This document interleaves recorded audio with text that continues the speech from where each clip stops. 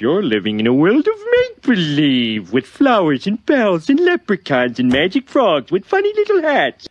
Hey, what's up, world? So, I promised a number of you that I would make a video attempting to debunk Flat Earth. Now, Flat Earth is a really big topic with a lot of lies prevailing in it. So I have to debunk one lie at a time. Now, for those of you who don't know, I actually made a video like over 4 years ago now, debunking Eric Dubé's Southern Star Trails. Eric Dubé had this video on his original channel with this absolutely ridiculous theory about Southern Star Trails. I made this video fully debunking it. Shortly after I made this video, Eric Dubé's original channel was deleted. He cleansed by YouTube. I believe it was deleted by him.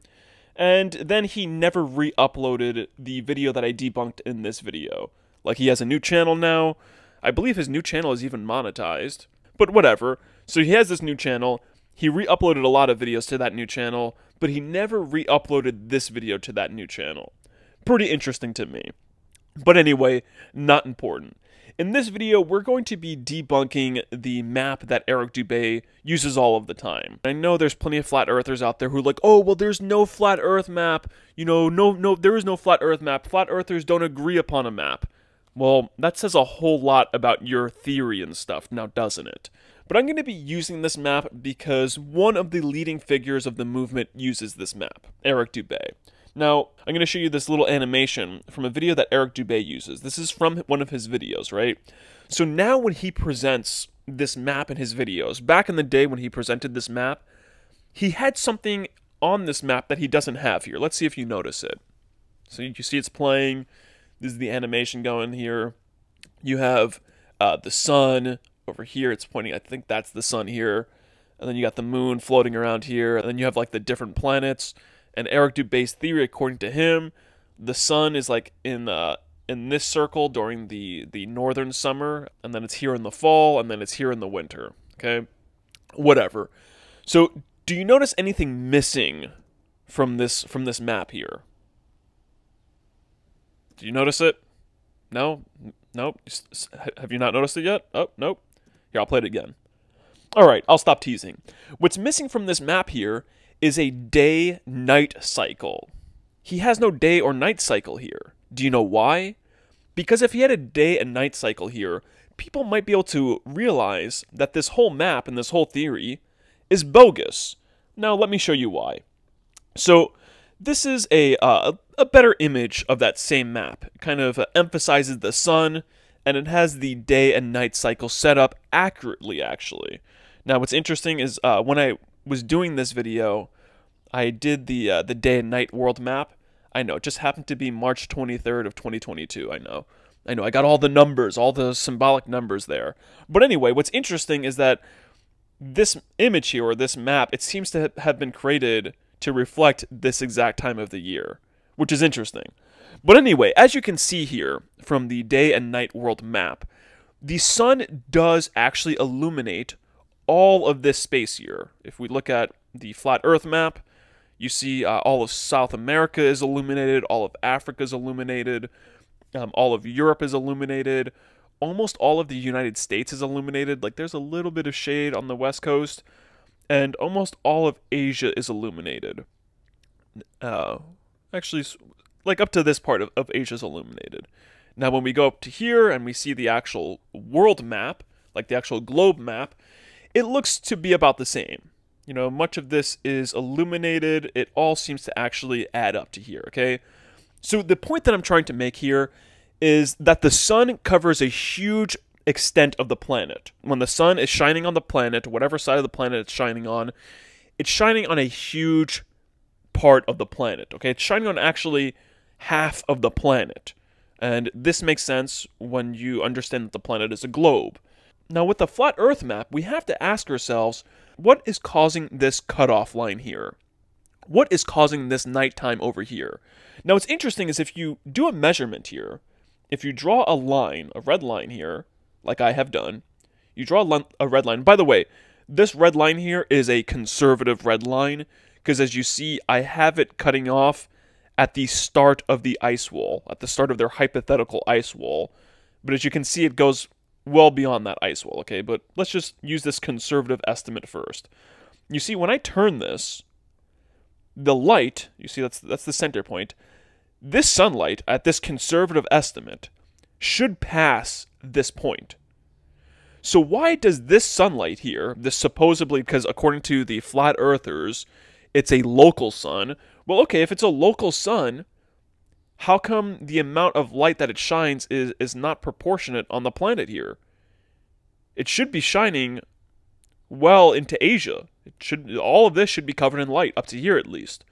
Now, it's even more ridiculous when you go and you do the right line. This is a slightly more correct line, even though if you take into consideration this sunlight should even go further than this, but whatever, let's say the sunlight stops here, okay, at that part of the ice wall. Well, okay, well, when you turn it, look how far up it goes. I mean, Australia should be experiencing daylight over here. Most of Australia should also be covered in daylight. Shit, at this point, it would like never be nighttime on the planet. There'll be like nighttime in a few spots just for a few hours a day. Here's a side-by-side of those two. Okay, now what's interesting is there are other representations of this localized sun. Now here is another representation of this localized sun, which is not at all accurate. So this is about the same location. It's a little bit off to the west, I guess you can say. But we know the sun here, even if the sun was here, all of Africa should be illuminated. Now, the reason why we have day and night cycles is because of the shape of the Earth. Let me show you. I'm actually going to record my own little video here right now. I'm going to show you exactly what I mean. Alrighty, I have my ball Earth here to demonstrate how the day and night cycle works on a ball Earth, and why if the Earth was flat, we would have nothing but day cycles. We would have absolutely no nighttime on a flat Earth. So this is my ball Earth, as you can see here, and I don't know if I have it tilted at the right angle, but you know, the Earth is on a tilt. Okay, and by the way, flat earthers who say the Earth is tilting back and forth, you're idiots. And I'll be explaining exactly how the summer and winter cycles also work right now too. Because I've seen videos out there, I believe this channel, The Potter's Clay, he's like, oh yeah, NASA wants you to think that the Earth is doing all these motions, and he has like the Earth tilting, and the night sky stays the same, and you still see the same stars at night. That's not what happens. The Earth is not tilting back and forth. The Earth's tilting cycle is like a tens of thousands of year long cycle, and that's why there was a different North Star something like 6,000 years ago. But we don't have different North Stars every year because the Earth isn't tilting back and forth every year. I'll explain exactly how the summer and winter cycles work right now too, for those of you who aren't aware of that. So the Earth is on a tilt, right? Now as it spins, or actually as you can see right now, we have a day side, which is about half of the Earth, as we've just saw in my video. You'll have about half of the Earth covered in light, and then you have a night side. Now as the Earth spins, of course, the side that was night will become day, and the side that was day will become night. Now, the way that the seasons work, let's say right now, at this angle here, the Earth would be experiencing, or the northern hemisphere would be in winter time. And now, let's say if this was our north, as you see, as it spins, this North Pole here will never see the sunlight. And that's why in the north, you have perpetual night for something like, 30 days out of the year? Like a month and a half out of the year or something like that? Because in the Earth's cycle around the sun, you're going to have this point right here where for like a month, the northern hemisphere or the North Pole will not see the daylight. Okay, there's no light able to penetrate up here. Now the southern hemisphere will experience, or at least the South Pole will experience perpetual sun, just like the northern hemisphere in the North's summertime will experience perpetual sun for a certain amount of weeks or days or whatnot. And what's interesting is that this is a big reason why flat earthers deny the midnight sun in the south. Because their model cannot have a midnight sun in the south.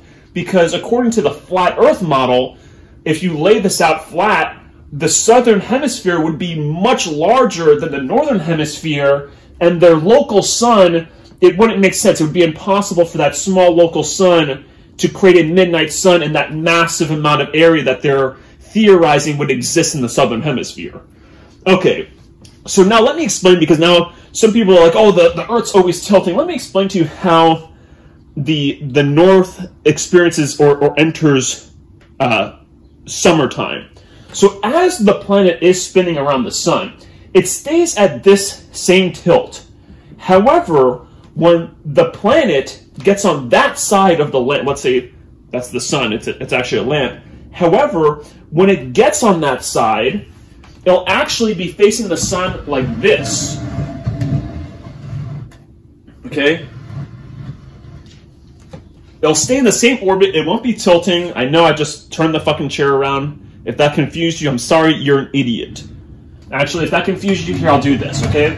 I'll keep it here, like this, pretend it rotated around, and I'll keep that in its location, and I'll just fucking move the sun, okay? Okay, I know people are simpletons. Okay, pretend the sun didn't move, okay? But the planet circled around and got to that side of the sun. Now, when it gets on that side of the sun, without having to tilt, you see, I didn't have to tilt the ball at all. Now, this side, or now the northern hemisphere, let's see if it's in the camera still. Okay, good, it's still in the camera. See, now the northern hemisphere will experience, well, now, of course, it's too close, it wouldn't be like that.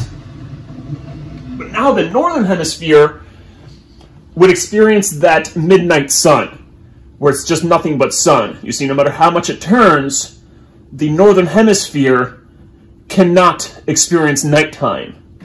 And the southern hemisphere, or the South Pole, not the whole southern hemisphere, but the South Pole would experience that perpetual night.